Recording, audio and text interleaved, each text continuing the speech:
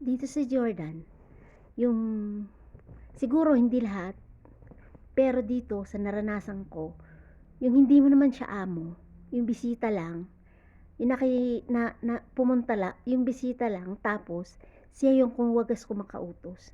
Tapos minsan galit pa. 'Di ba nakakainis yung ganun, yung may ginagawa ka pa.